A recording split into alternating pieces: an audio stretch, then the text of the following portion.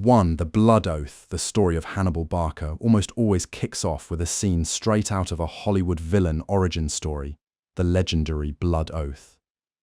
The classical Roman historians tell us that his father, the top Carthaginian general Hamilcar, dragged the 9-year-old boy to a sacrificial altar and made him swear eternal, undying hatred to Rome. It's dramatic, it's cinematic. It perfectly frames Hannibal as a maniacal force of nature, driven by an almost mystical, inherited grudge. But when you peel back the layers of ancient wartime propaganda, the reality of that oath wasn't born from some irrational, bloodthirsty psychosis. It was born from a spreadsheet. To understand the altar, you have to understand the economy. Carthage had just lost the First Punic War after 23 grueling years of conflict. And Rome didn't just plant a flag, take Sicily, and call it a day. They introduced Carthage to the ancient equivalent of a devastating structural adjustment program. Under the Treaty of Audacious, Rome slapped the Carthaginians with a war indemnity of 3,200 Euboic talents of silver. To put that in perspective, we are talking about hundreds of tons of silver, demanded with a ticking 10-year clock, from a nation whose treasury was already running on fumes. It was a calculated, deliberate attempt to permanently kneecap a commercial rival. Rome wasn't just seeking a military victory, they were securing a Mediterranean monopoly. Carthage was so completely bankrupted by this crushing debt that they couldn't even pay their own returning soldiers. This sparked the Mercenary War, a spectacularly brutal internal uprising that nearly wiped Carthage off the map. While Hamilcar was busy fighting for the very survival of his city, trying to put down the rebellion, Rome watched quietly from across the sea. And when Carthage was at its absolute weakest, bleeding out in a civil war, Rome swooped in and illegally annexed the Carthaginian islands of Sardinia and Corsica. They just blatantly violated their own peace treaty. And when Carthage dared to complain through diplomatic channels, Rome threatened to declare war all over again unless Carthage paid them an additional 1,200 talents of silver. Just a little extra administrative fee for the inconvenience of being robbed. So, put yourself in Hamilcar's sandals. He is watching the greatest merchant empire of the ancient world get systematically dismantled, not just by legions, but by extortion, compound interest, and bad faith diplomacy. He realizes that peace with Rome is just a temporary layaway plan for total subjugation. When he takes his son to that altar before leaving to carve out a new economic lifeline in Spain, he isn't instilling a mindless, comic book hatred. He is passing on a harsh geopolitical reality. He's telling his 9-year-old son, look at what they did to our home, look at how they operate. They will never let us live in peace. They will never allow a competitor to breathe the same air. Submitting to their terms isn't a survival strategy, it's just a slower death. Hannibal wasn't raised to be a monster. He was raised as a member of a generation suffocating under an unpayable debt imposed by an aggressive, expansionist superpower. His response, marching tens of thousands of men and a herd of elephants over the Alps to bring the war to their doorstep, wasn't madness. Under the circumstances, it was just being proactive. 2. Elephants in the Alps. Rome in 2018 BCE felt utterly, completely untouchable on the Italian peninsula. The Alps weren't just considered a mountain range, they were viewed as a divinely mandated border wall. We are talking about a 700-mile crescent of jagged granite, sub-zero temperatures, and hostile mountain tribes. Rome's geopolitical strategy relied heavily on the incredibly arrogant assumption that geography had already done the hard work for them. Having spent decades building up a massive, heavily subsidized navy after the First Punic War, the Roman Senate fully expected any Carthaginian retaliation to be a conventional amphibious assault down south, near Sicily. They were fighting a defensive war on paper, feeling entirely secure behind their natural and manufactured fortifications. It's a classic imperial blind spot, the steadfast belief that your enemies will conveniently attack you exactly where you've invested all your defense spending. But Hannibal Barca understood a fundamental flaw in the psychology of superpowers. When an empire feels geographically secure, it gets intellectually lazy. It stops anticipating the irrational. So, instead of sailing into a naval meat grinder, Hannibal opted for the unthinkable. He gathered a multinational coalition force, an incredibly diverse, fiercely loyal army of Libyan infantry, Numidian light cavalry, Iberian swordsmen, and Celtic mercenaries, and, famously, 37 African war elephants. These weren't just pack animals, they were the ancient world's equivalent of heavy shock armor. psychological weapons designed to terrify undisciplined troops, and he decided to walk this entire operation right over the frozen roof of Europe. Let's be clear about what this actually entailed. This wasn't a brisk autumn hike. It was late in the season. We are talking about tens of thousands of men in sandals and linen tunics, dragging supply trains up narrow, icy goat paths, thousands of feet above sea level. They were navigating avalanches, blinding snowstorms, and constant bloody ambushes from local Alps tribesmen who rolled boulders down onto their columns. Entire units, pack animals and elephants just slipped off icy cliffs into the abyss. The logistical nightmare of feeding 37 elephants in a frozen wasteland alone is staggering. An elephant eats hundreds of pounds of forage a day. There is no forage on a glacier. By the time Hannibal's army stumbled down into the Po Valley in northern Italy, the toll was catastrophic. The ancient historian Polybius tells us he started the climb with roughly 38,000 infantry and 8,000 cavalry. He emerged with barely 20,000 foot soldiers and 6,000 riders. He effectively sacrificed almost half his entire force just to get into the theatre of war, and almost all of the elephants would be dead before the winter was over. By any standard metric of military risk management, it was an absolute disaster. But Hannibal wasn't playing by the standard metrics of imperial defense. The psychological impact on Rome was instantly devastating. The Senate woke up to find an existential threat standing right in their backyard, having bypassed all their fleets, all their coastal garrisons, and all their multi-million denarii strategic planning. It shattered the illusion of Roman invulnerability overnight. It was a brutal, bloody reminder of a geopolitical reality that empires always seem to forget. A massive defense budget means absolutely nothing if your enemy is desperate enough. When you systematically push people to the absolute edge, strip away their economic future, and back them into a corner, they will gladly suffer the impossible, endure the unimaginable, and sacrifice half of everything they have, just for the chance to hit you where you live. To a guy with nothing left to lose, an impenetrable, divinely mandated wall of ice is just a speed bump. 3. The bait at Trebia. If there's one structural flaw in a highly militarized republic, it's the ticking clock of an election cycle. In 218 BCE, Rome's executive branch was run by two consuls, elected to serve a single, strictly enforced one-year term. For a Roman aristocrat, that year was your one shot to secure a lucrative military triumph, boost your family's brand, and ensure your political relevance for the next decade. If your term expires without a major victory, you go back to being just another guy in a toga. Consul Tiberius Sempronius Longus was acutely aware of this calendar. Winter was setting in, his term was rapidly expiring, and the New Year's consular elections were looming. The other acting consul, Publius Cornelius Scipio, had just gotten thoroughly thrashed by Hannibal at a cavalry skirmish near the Ticinus River. Scipio was currently confined to the camp, nursing a serious spear wound, and advising everyone to just sit tight, wait out the winter, and train their green recruits. But Sempronius didn't have time for sensible, long-term strategic patience. He needed a PR victory, and he needed it before January. Hannibal, who essentially spent his entire life studying Roman psychology, understood this perfectly. He knew he wasn't just fighting a conventional army, he was fighting a politician's ego. So he designed a battle plan specifically calibrated to exploit a guy desperate for a headline.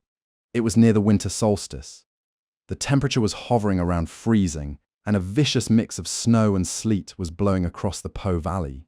Before dawn, Hannibal sent his Numidian cavalry, arguably the most agile, lethal light horsemen of the ancient world, to ride right up to the Roman palisades, throw a few javelins, and insult the guards. It was the geopolitical equivalent of a ding-dong ditch.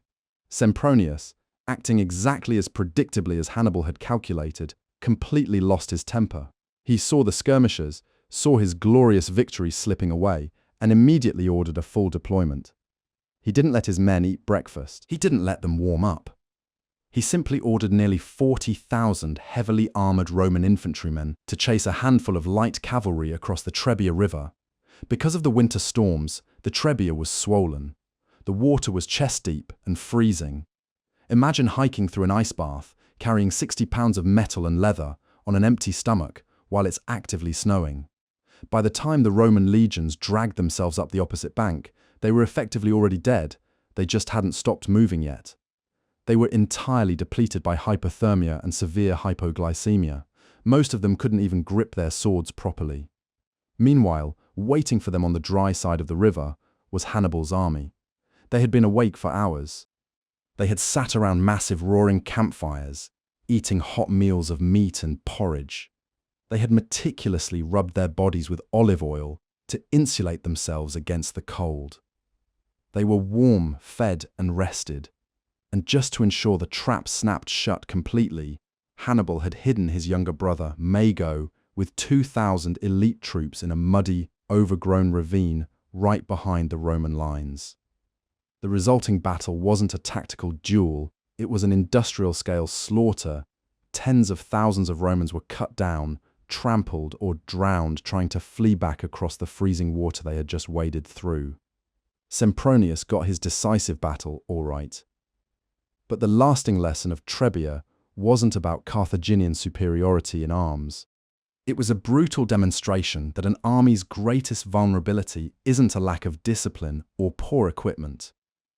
It's a leader who prioritizes his own immediate political optics over the physical reality of the people actually doing the fighting. Hannibal's most devastating weapon that day wasn't a sword, a spear, or even an elephant. It was Rome's own political arrogance. 4. The trap at Lake Trasimene. Rome's immediate response to getting spectacularly humiliated at the Trebia River wasn't to pause, reflect, or rethink their fundamental military doctrine. It was to just double down and elect a louder politician. Enter Gaius Flaminius, the new consul for 217 BCE. Flaminius was a fascinating figure in Roman politics. He was a popularis, a populist builder, the namesake of the famous Via Flaminia, and he was absolutely completely convinced that the previous Roman defeat was just a fluke, a minor clerical error in the empire's otherwise flawless, mathematically guaranteed expansion. Flaminius marched out to meet Hannibal with a massive consular army. But here is the detail that tells you absolutely everything you need to know about the Roman imperial mindset at this exact moment in history. Flaminius didn't just bring swords, shields, and standard military logistics. According to historical tradition, he brought a massive, dedicated baggage train loaded down with heavy iron chains. He had completely convinced himself that crushing this ragtag multinational coalition wasn't going to be an actual fight. It was going to be an acquisition.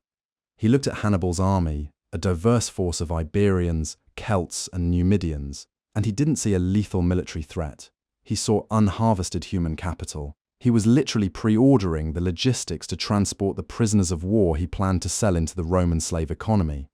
It is a breathtaking level of geopolitical hubris. He wasn't planning a battle, he was planning a harvest. Hannibal, operating as the universe's most brutal reality check, decided to use that exact greed against them.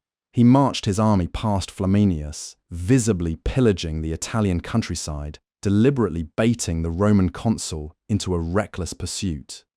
And Flaminius, seeing his profit margins literally going up in smoke, bit hard. He chased Hannibal right to the northern shore of Lake Trasimene. The geography of Trasimene is crucial. The path along the lake was a narrow, muddy defile bordered by steep wooded hills on one side and deep water on the other. It was a natural bottleneck. Hannibal got there first and carefully hid his entire army in the dense forests up on those slopes. He placed his heavy infantry at the far end to block the exit and lined the hills with his light troops and cavalry. And then they waited in absolute silence. When morning broke, a thick, heavy mist rolled off the lake, severely reducing visibility. Flaminius, eager to secure his slaves before the political cycle shifted, marched his massive column right into the fog without sending a single scouting party ahead. Because you don't bother scouting when you think you're just cleaning up trash. Once the entire Roman column was stretched out along the narrow shoreline, fatally trapped between the hills and the water, Hannibal gave the signal. The trap snapped shut simultaneously from three sides. The Romans couldn't even see the enemy charging out of the mist until swords were already swinging. It wasn't a battle, it was an execution. Over 15,000 Roman soldiers were slaughtered in less than 3 hours. Thousands more were driven directly into the lake, drowning under the weight of their own armor. And as for Flaminius, The guy who devoted critical supply chain bandwidth to dragging iron chains across Italy to enslave his enemies, ended up leading his own men blindly into what remains, to this day, the largest and most successful ambush in recorded military history. He died in the mud. His army was annihilated, and those chains never found Carthaginian wrists. 5. The masterpiece of Cannae. If you walk into West Point, Sandhurst, or any elite military academy today, you will inevitably find them teaching the Battle of Cannae. It is the holy grail of tactical military history, the textbook definition of a perfect double envelopment. But military historians often get so obsessed with the geometry of the battlefield that they miss the absolute, screaming irony of the politics behind it. Cannae wasn't just a tactical masterpiece, it was the ultimate, catastrophic failure of imperial supremacy. By 216 BCE, the Roman Republic was sick of being embarrassed. So, they decided to solve the Hannibal problem, the way massive empires usually try to solve their problems, by throwing an absolutely obscene amount of resources at it. They drafted the largest army in the history of the Republic. We are talking about 8 massive legions, plus heavily armed allies, roughly 80,000 to 86,000 men, to manage this unprecedented corporate merger of violence. Rome sent both of its newly elected consuls, Gaius Terentius Varro and Lucius Aemilius Paulus. And because Roman politics was a neurotic nightmare of shared power, these two men literally alternated supreme command of the army every single day. It was warfare managed by committee. When they finally cornered Hannibal on a flat, dusty plain in southern Italy, the Roman strategy was breathtakingly simple. They formed their heavy infantry into a massive, tightly packed block and planned to just walk forward until everything in front of them stopped breathing. They looked across the field at Hannibal's force of roughly 50,000 men, and they didn't see a peer military competitor. They saw a polyglot, unwashed mob of colonial subjects, Celtic Gauls, Iberian tribesmen, Libyan infantry, and Numidian cavalry. To the rigid, aristocratic Roman mind, these were disorganized, undisciplined barbarians. Hannibal understood exactly how the Romans viewed his people, and he decided to weaponize their prejudice. He built his battle line in a convex crescent, pushing his center out toward the Romans. And right in that center, at the absolute point of maximum impact, he placed the Celtic and Iberian infantry, the exact troops the Romans considered the most savage and fragile. But Hannibal gave them a highly complex order: when the Romans hit you, hold the line, but slowly, deliberately step backward. The Roman war machine marched forward. They smashed into the center, saw the barbarians giving ground, and immediately smelled blood. The consuls ordered the legions to push inward, funneling more and more men into the center to get a piece of the glory. But the center didn't break. The Iberians and Gauls executed a perfectly disciplined, agonizingly slow fighting retreat, drawing the massive Roman block deeper and deeper into a U-shape. The Romans were so eager for the slaughter, so blindly convinced of their own manifest superiority, that they kept pressing forward until they wedged themselves into a fatal bottleneck. They packed themselves so tightly together that by the time they realized what was happening, thousands of Roman soldiers literally could not raise their arms to swing their swords. That was when the trap snapped shut. Hannibal's elite African infantry, waiting quietly on the extreme edges, pivoted and clamped down on the Roman flanks. Simultaneously, the Carthaginian cavalry, having already routed the Roman horse, circled back and slammed the back door shut. What followed wasn't a battle, it was an industrial-scale meat grinder.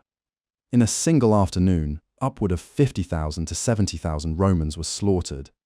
A rigid, highly standardized, supremely arrogant imperial monolith was completely dismantled. And they were dismantled by the flexibility, mutual trust, and sheer coordination of a diverse coalition of people that Rome fundamentally viewed as subhuman. Rome's greatest military disaster wasn't a failure of logistics or equipment, it was a fatal terminal failure of imagination. 6. Hannibal's frustration as the dust settled and the blood literally pooled into the mud at Cannae. Hannibal's cavalry commander, Hannibal, supposedly rode up, surveyed the unprecedented carnage, and urged his boss to march straight on the capital. When Hannibal hesitated, Hannibal dropped what is arguably the hardest diss in classical antiquity. You know how to win a victory, Hannibal, but you do not know how to use it. It is a spectacular cinematic moment. It's the ultimate armchair general critique.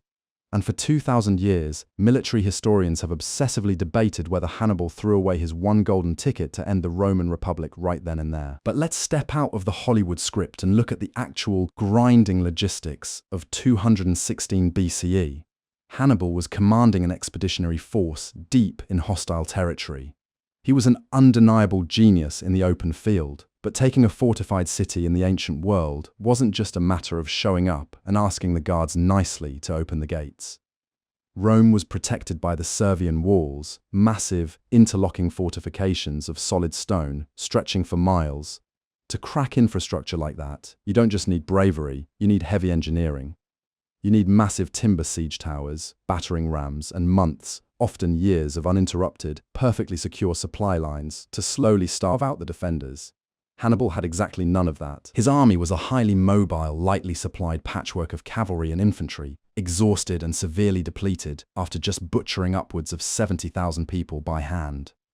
An ancient siege isn't a battle, it's a multi-year construction project. But the real reason Hannibal didn't march on Rome wasn't just a lack of catapults. It was the terrifying sociology of his enemy. He understood that Rome wasn't a normal nation-state. It was an industrial military complex that just happened to have a senate attached to it. When a normal rational kingdom loses 70,000 men in a single afternoon, the king sues for peace because he literally has no one left to harvest the grain. When the Roman Republic lost 70,000 men, they didn't even blink.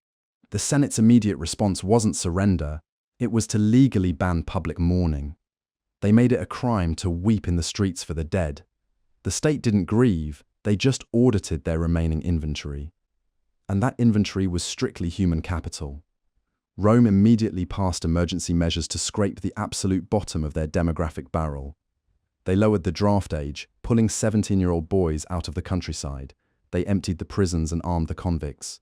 And in a move of staggering, breathtaking hypocrisy for a global slaving empire, the Roman government actually purchased 8,000 slaves on the public dime, armed them at state expense, and promised them their freedom if they fought to protect the very state that had enslaved them.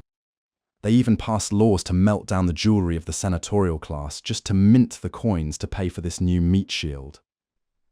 This is the brutal, suffocating reality of asymmetrical warfare that Hannibal fundamentally failed to grasp. You can have the superior strategy, you can outsmart, outmaneuver, and outfight a superpower all you want on a dusty field in Apulia. But Hannibal thought they were playing a game of chess, where capturing the king ends the match. Hannibal realized they were fighting a spreadsheet. You cannot achieve a swift military victory against an empire that is perfectly willing and structurally designed to treat its own citizens as an endless, infinitely disposable resource. It's an entirely different math problem. 7. The Fabian strategy. By the time the blood dried at Cannae, the Roman Republic had lost roughly 100,000 men in less than 3 years. The traditional Roman military doctrine, marching out into an open field in straight lines and asserting dominance through sheer, head-on masculine aggression, had catastrophically failed. Rome realized they simply could not beat Hannibal Barca in a fair fight. So, in a state of absolute panic, the Senate suspended the Republic and handed absolute power to a dictator named Quintus Fabius Maximus. Fabius looked at the tactical situation and implemented what military academies now reverently call the Fabian strategy, his grand, revolutionary plan: don't fight at all. Instead of engaging Hannibal, Fabius ordered his legions to just shadow the Carthaginian army. They stayed up in the hills out of reach of Hannibal's devastating cavalry and simply watched, but they weren't just observing. They were executing a brutal, systematic scorched earth campaign. Fabius recognized that Hannibal's expeditionary force lived off the land. To starve the enemy, Rome decided to destroy the land. When we read the phrase scorched earth in a history textbook, it sounds like a sterile, abstract chess move. The reality on the ground, in the 3rd century BCE, was infinitely darker. The Roman state actively turned its war machine inward. They ordered the rural working class of regions like Campania and Apulia to abandon their generational homes. Roman legions then systematically burned the wheat fields. They slaughtered any livestock they couldn't quickly drag away. They smashed the grain silos, poisoned the wells, and thoroughly dismantled the agricultural infrastructure of their own republic. It is a deeply telling historical moment. The proud, hyper-militarized Roman elite, Sitting perfectly safe in the capital behind the impenetrable stone barrier of the Servian walls, decided that the preservation of their empire required the absolute immolation of their own poor. Civilization was completely willing to starve its own rural citizens and wreck its own countryside just to deny the enemy a meal. And the strategy worked. It bogged Hannibal down in a grinding war of attrition he couldn't win. Fabius was hailed as the shield of Rome, but here is the critical footnote that usually gets left out of the glorious imperial narrative. When the Second Punic War finally ended decades later, the Italian countryside was a devastated wasteland. The rural plebs, the small-time farmers who had watched their crops burn on the orders of the state, and then spent years fighting in the legions, returned home completely bankrupt. They couldn't afford to rebuild. So, who stepped in to buy up all this newly cleared, ruined real estate for pennies on the Cistercius? The exact same aristocratic senatorial class that had ordered it burned in the first place. They bought up the foreclosed family farms, consolidated them into massive, hyper-profitable agricultural mega-plantations known as latifundia, and staffed them with the hundreds of thousands of slaves they had captured during the war. The Fabian strategy didn't just save Rome from Hannibal, it facilitated one of the largest, most violent upward transfers of wealth in the history of antiquity, all smoothly disguised as a necessary measure of national defense. 8. Zama and the oligarch's betrayal. The climax of the Second Punic War is almost always painted as this grand, cinematic showdown on the dusty plains of Zama in 22 BCE. Hannibal Barca, the undefeated tactical genius, finally meeting his match in the young, brilliant Roman general Scipio Africanus. It's a clean, highly satisfying historical narrative about Roman resilience, finally overcoming a terrifying foreign bogeyman. But if you want to understand why Hannibal actually lost, you have to look away from the battlefield and look closely at the boardroom. The fatal blow wasn't delivered by a Roman sword, it was drafted on a ledger back home in Carthage. To understand the betrayal, you have to understand the fundamental nature of the Carthaginian state. Rome was a militarized, agricultural republic. Carthage was, at its core, a merchant oligarchy. Its senate, heavily influenced by a shadowy judicial tribunal known as the 104, was essentially a board of directors made up of the ancient world's wealthiest shipping magnates, agricultural monopolists, and silver barons. And they were politically dominated by a faction led by a man literally named Hanno the Great, whose entire geopolitical platform boiled down to one unshakable principle: war is bad for the quarterly earnings report. For 15 years, Hannibal had been carving his way through Italy. He was holding the greatest military superpower of the era by the throat, isolated in hostile territory, constantly begging his government for reinforcements and siege equipment to finish the job. And the Carthaginian elite, sitting comfortably in their hyper-wealthy coastal metropolis, consistently left him on red. Their logic was a masterpiece of toxic corporate management. Hanno's faction publicly argued that if Hannibal was winning his battles, he clearly didn't need reinforcements, and if he was losing, he didn't deserve them. But the real reason was ROI, return on investment. Sending massive, expensive armies to Italy was viewed as a sunk cost. It didn't secure new silver mines. It didn't open up new, exclusive shipping lanes for their lucrative purple dye monopolies. It just dangerously antagonized their biggest trading partner. So, while Hannibal's veteran army slowly bled out on the Italian peninsula, the oligarchs stubbornly diverted what few reinforcements they did raise to places like Iberia, where they had direct, immediate mining interests to protect. They only panicked and recalled Hannibal when Scipio Africanus finally bypassed Italy and landed an invasion force directly in North Africa. Suddenly, the war wasn't a distant, abstract overseas venture. It was actively burning down the oligarchs' private agricultural mega-estates right outside the capital. They forced Hannibal to fight at Zama prematurely, saddling him with raw, untrained citizen levies, because they hadn't bothered to invest in a proper standing army for their own defense. When the dust settled at Zama, Rome dictated a devastating, permanently crippling peace. Carthage was entirely stripped of its overseas empire, forbidden from waging war even in self-defense without Roman permission, slapped with a crushing 10,000 talent silver indemnity, and had its legendary, world-dominating navy reduced to exactly 10 ships. It was the total geopolitical subjugation of a once proud superpower. and the Carthaginian oligarchy was entirely fine with it.